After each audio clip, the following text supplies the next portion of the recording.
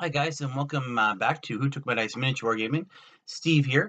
So I'm doing my first FAQ I've done in a very long time. Put the question out to some of my fellow group members of the Wargamers Unification Group, run by the legendary Eddie Beer 40K. Check us out. Check him out. All the channels that I'm going to get these questions from, I'm going to put down below in the description. So let's just dive right into it. First off is from Gamers on Games. He said, how do you feel about the Sisters of Battle Primaris Marines? So if you haven't heard, the general rumor around that one is that I'm not really sure exactly how this rumor fully officially started, but they Games Workshop showed off some of the 3D rendering they're doing of the new Sisters of Battle weapons. Included there was a bolter rifle. So a lot of people just assumed, well, why would Sisters have a bolter rifle? Does that mean there's going to be some sort of special new Primaris Sisters? Are we going to be looking at Primaris Marines being in that book? And if I was a hazard, I guess I'd say no. I don't think we're going to see any sort of Space Marines in the book. I don't think we're going to even see any sort of Primaris Sisters. I have a feeling, if anything, the real reason is there's probably just going to be the ecclesiarchy going, hey, that's a cool weapon, we want it, and just taking some for themselves. The ecclesiarchy is a very weird sort of institution within the Imperium.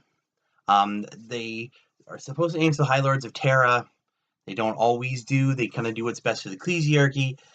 So them getting their hands on a few cases of bolter rifles, I think it was a Stockern pattern as well, they would more than be glad to do that in order to arm their sisters better.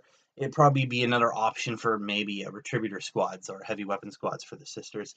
If anything, if they decide, they might do some sort of boosted sister squad. Now, if anybody has any, I'm assuming most of you guys have read some of the Horus Heresy novels, you know that when the legions ended up rejoining their Primarchs on what would be their homeworlds, the warriors that had followed the Primarch up to that point were then introduced into the chapter, or I should say Legion.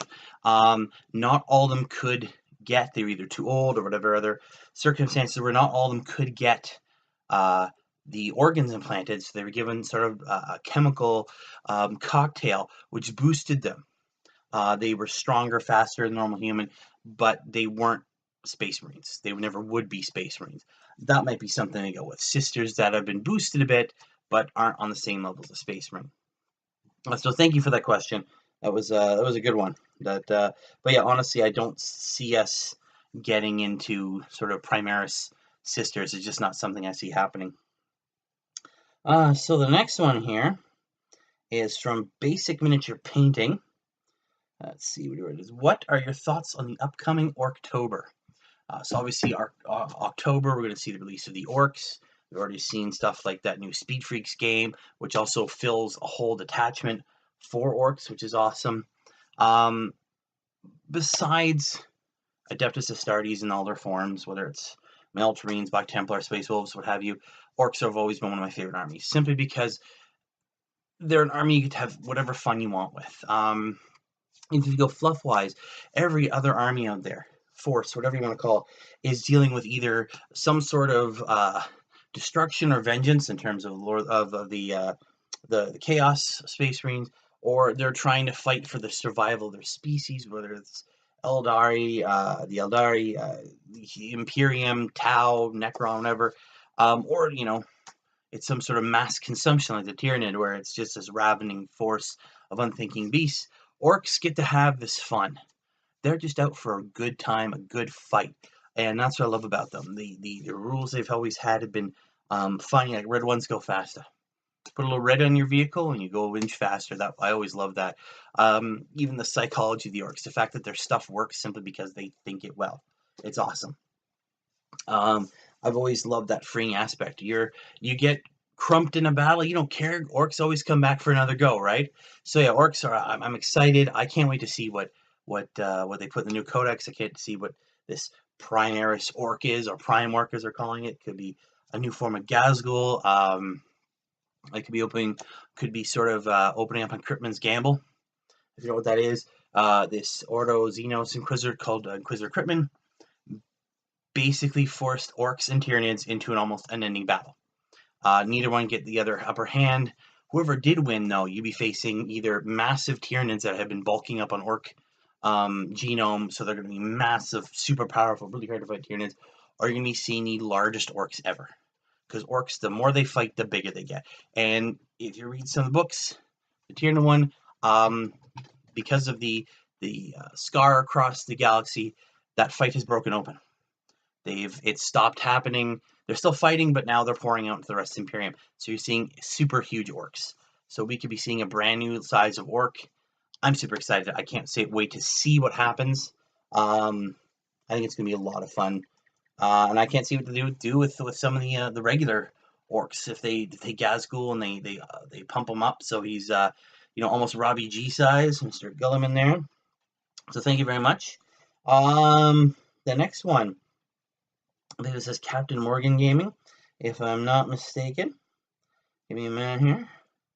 Where'd it go? Yeah, Captain Morgan's War Games. Sorry, I apologize. Where'd it go? So he says, do you think that 8th has addressed the power balance in the game, or that is still the same armies dominating and all the changes the way they do it? They do that.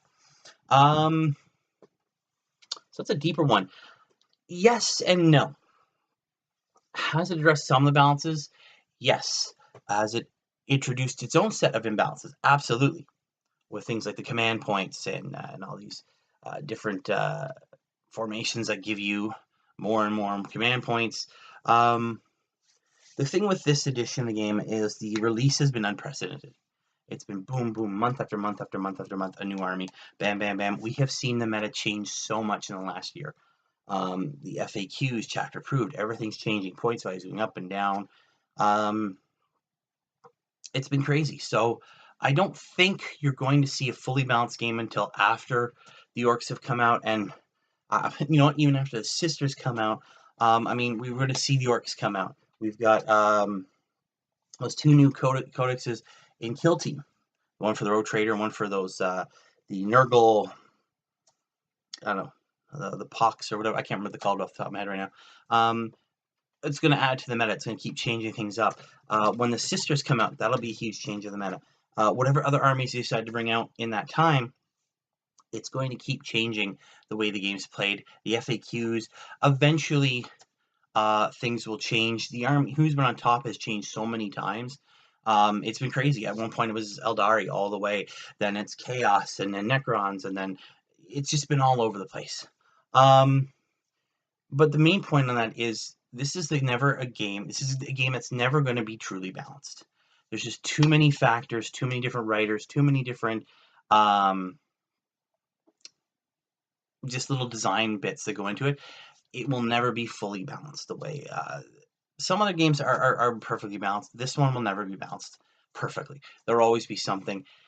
And some of that is actually on our heads, the gamers, because Games Workshop will put out a game, and they do play test it sometimes more often more than other stuff.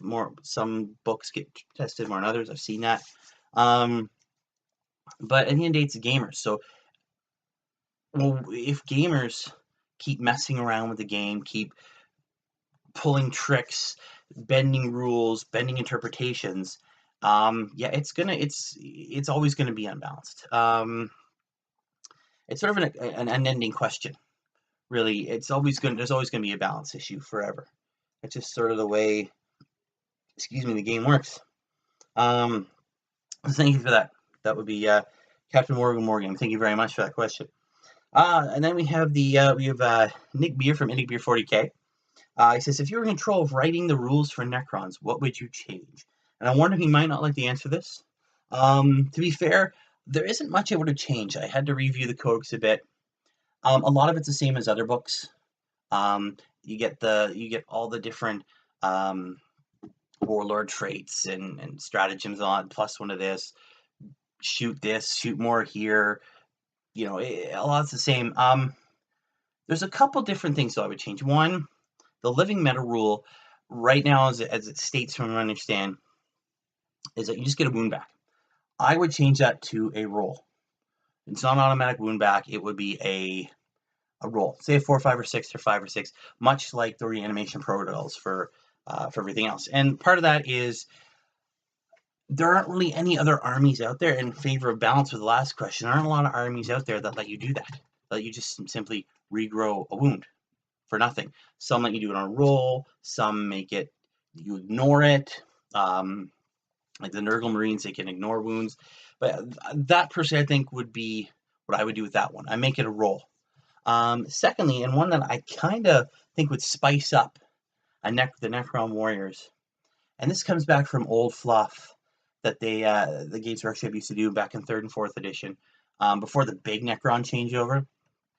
It was actually a story where these word bearers came in and attacked a Adeptus Mechanicus site that was filled mostly with paper pushers, and they fought back. Obviously, they have no hope against Heretic Astartes, and they're having the time of life. These word bearers just ripping through these humans.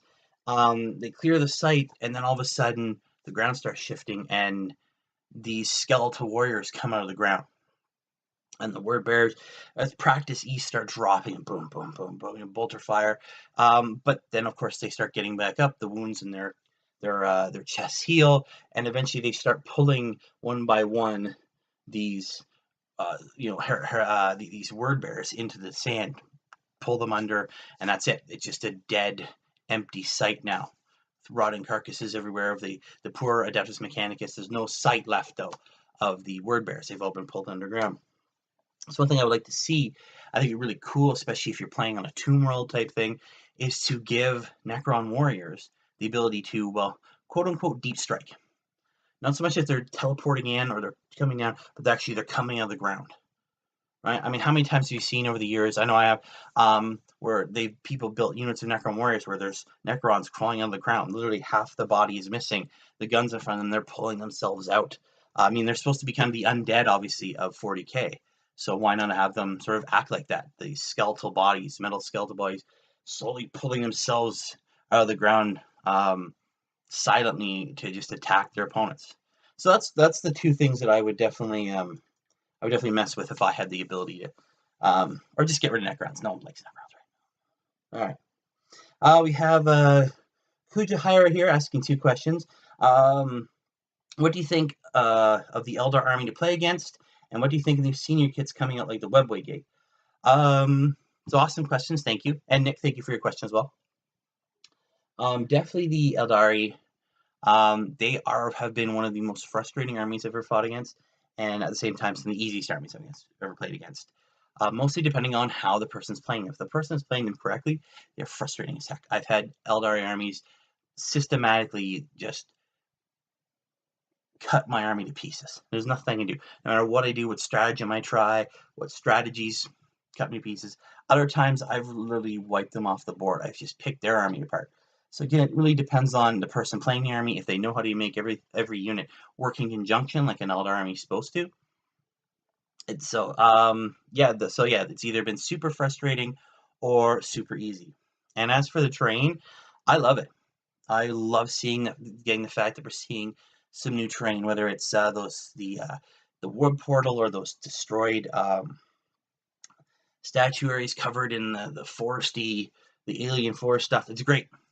I would love to see more of it. I think there's another question coming up about that as well.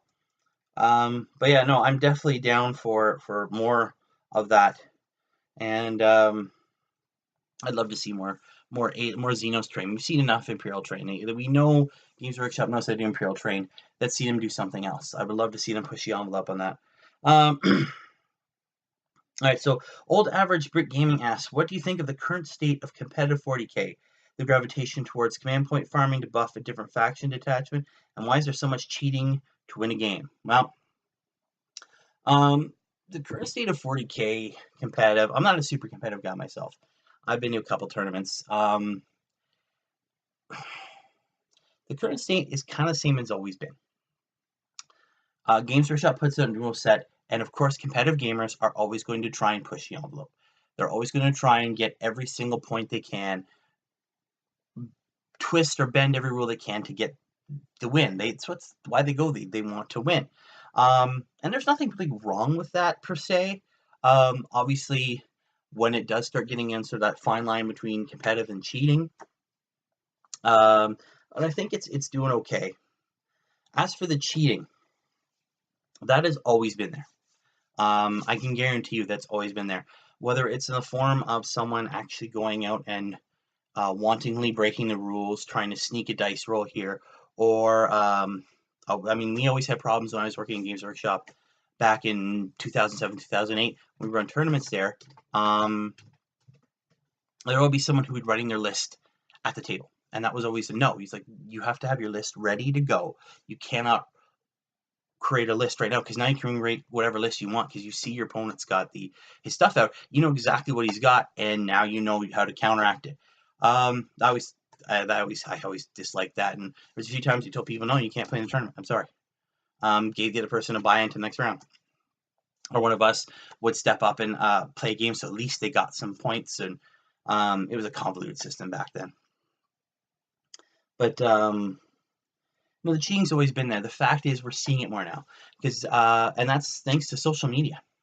Whether it was on Warhammer TV where the gentleman was caught cheating, or I mean, it's being caught more and more because people are streaming, whether they're creating the content or watching it. People are seeing it more. It's getting out to a wider audience, so people getting caught is going to happen. Plus, people are looking for it more now. When you have these big events where people are cheating, if you know they're going to cheat at the big events, of course people are going to cheat at the small events. And they're getting caught now. People are calling out. And it's easy to go, this guy's cheating. Boom. Send. Right? Post. Excuse me. Or what have you. It's really easy. Cheating's always been there. Why do people cheat to win? Or get to the point where they want to cheat, have to cheat? I talked about this in an older video I did probably a month back. But there's a whole bunch of different reasons. Some, they just don't care. They want to win, and they don't care what they have to do to get that victory. Other people, it's there's a self-worth. They attach their self-worth. I have to win, or I'm not a good person. And I've seen people like that. I had a small gaming group back in the early 2000s. We had a guy like that who cheated constantly, to a point where we actually had to stop playing with him simply because he just couldn't stop cheating. And he was cheating because he needed to win. There's a psychological attachment where if he didn't win, it affected his self-esteem, his self-worth. He was just despondent afterwards, and so it got hard, and it was difficult to deal with. So there's a whole multitude of reasons why people cheat. It's always been there. We're just seeing it outed more. People are more aware of it. There's the social aspect to it where people want to catch that cheater, and social media has made it much easier for someone to get called out and caught. So thank you for that awesome question. All right, I'm hopefully seeing this. This is Andy from Grawl's Lair. Grawl's Lair. I'm sorry, I don't know if I didn't say it right. I'm sorry.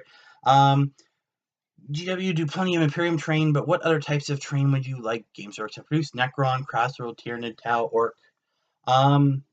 Like I would love to see some Craftworld terrain, to actually see some broken down Eldar buildings. There's plenty of stories where Imperial vessels or Chaos, Tyranid, Orc invade a craft world, or even Exodite world. I'd love to see some of that terrain. To give some more areas of inspiration, areas to fight over.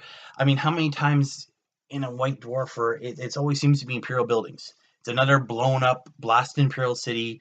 I'd love to see more Orc terrain, like serious Orc terrain that Games Workshop makes himself. I mean, obviously, a lot of times it's really take building A, throw some bits on it, some glyphs, Orky building.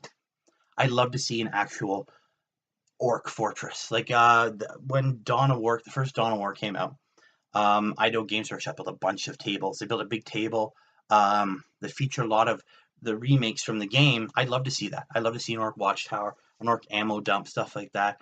Wow, years back now, probably, I think it's when City Fight came out. Was it Cities? No, sorry, Cities of Death. Orc, sorry, my brain, I stopped there for a minute. They had Resin Orc barricades. I'd love to see those come back again. just to give that feeling that there's something other than just Imperial. I'd love to see Tau buildings. I mean, you had the Tau defense line there. Again, that's sort of something that Tau bring onto a battlefield, but I like actually see Tau buildings ruined, wrecked, whatever, as a battlefield. I think that would be great. I think any new terrain that can broaden the flavor of a table is awesome, and is something that should be definitely something they should work into. All right, and of course, last but not least, last question here. This is from Mythos, from Frost and Fist, brothers of mine. It says, what are some of your all-time favorite unit-specific or detachment-specific special rules in any edition of 40k? You've seen Warhammer through the age. I'd like to hear your thoughts. Oh, that's a long answer.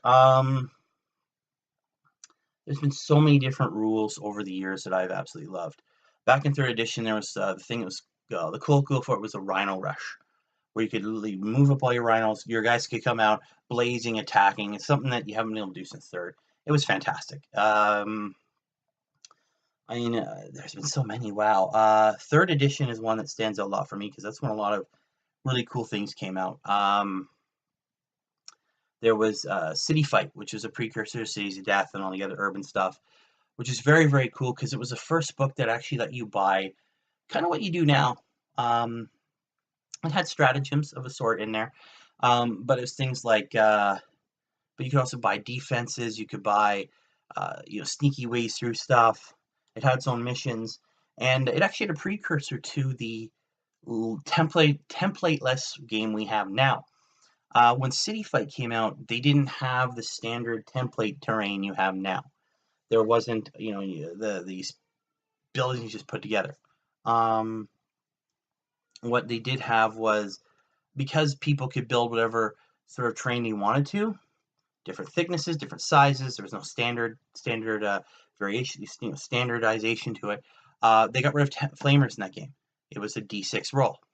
So obviously that's what's sort of happened with the game now. Templates are out. It was a fantastic way of fighting in those close urban settings. 4th Ed, I mean, I loved the Tyrannic War Veterans. I thought it was cool. It was a great way to add some real nice character to the Ultramarines. That's the game that also introduced target priority, where you actually had to roll off. If the unit was closer then the unit you want to shoot at, you had to roll a leadership test in order to actually shoot at the farther unit, which kind of made sense in some armies, some it didn't. There's been tons of rules. Adding new units to the army, things like the Centurions they added in the last Space Marine Codex, and the Aggressors that I still have to paint up. These guys are fantastic. I can't wait to use them. But I've seen a lot. There's always been something. I can't even think of all of it off the top of my head right now. There's just always been something cool. I like when they added in the fact that they made Power Fists a bit more survivable in some of the games, so that your Power Fists actually have to do something, or Thunder Hammers. I like the fact that everybody, I like when they added the rule where everybody got an attack within 2 inches at one point. Originally back in probably even 2nd Ed, 3rd Ed, only base-to-base could fight. Everybody else got like the stone throw.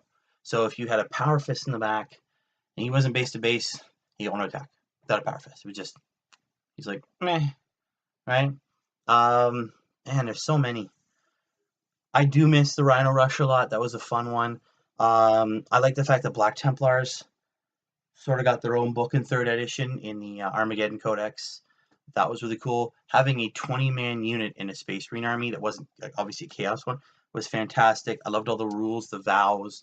That was a really cool army. That's why I still have them to this day. I like the fact they're back in the Space Marine Codex. And I like the rules in the new Codex. The fact that I can build an Ultramarines army and have its own tactics, or White Scars, or Black Templars. Just so many different things, my friend. Yeah. I wish I could answer that better. Just so many different things. One of the big ones was the Tyrannic War Veterans. I love when those guys came out. When Cassius came back, he was a character in 2nd Ed. And he had a whole bunch of anti-Tyranid stuff. Disappeared in 3rd. And then came back in 4th. And he's been here ever since. I loved it because it was Cassius is back. You could actually start building a force that was designed to fight one of the great nemesis of the chapter, the Tyranids. I really hope that they come back. That's one I want to see come back. They were in 4th, disappeared in 5th. They just sort of became veterans. It was 6th and 7th. They came back as a data slate, which is really nice. But then again, now they've disappeared again. I mean, they're in the index, but it's not the same. I want them to get that flavor back. But yeah, so that's the questions. Thank you everybody for sending them in. I hope you guys enjoyed this. I hope I answered your questions appropriately. I hope to do this again sometime soon. And if you guys have not checked out the Wargamer Unification group, please do, so you can get yourself added in. We always want to see people see it grow. And please check out the channels below. I have a list there. I'm gonna add these ones to it. Check them out. Give them some love. Share the gaming spirit through the communities. You know, I'm always about community. And I'll leave it there. So thank you very much, guys. If you like what you saw, please hit the like button, subscribe. Stay caught up, and obviously share it with your friends. And if you had any other more questions, or you didn't like my answers, you want more clarification, please don't hesitate to throw it down below. All right, keep rolling, guys. Thanks, guys. We'll see you later. Bye.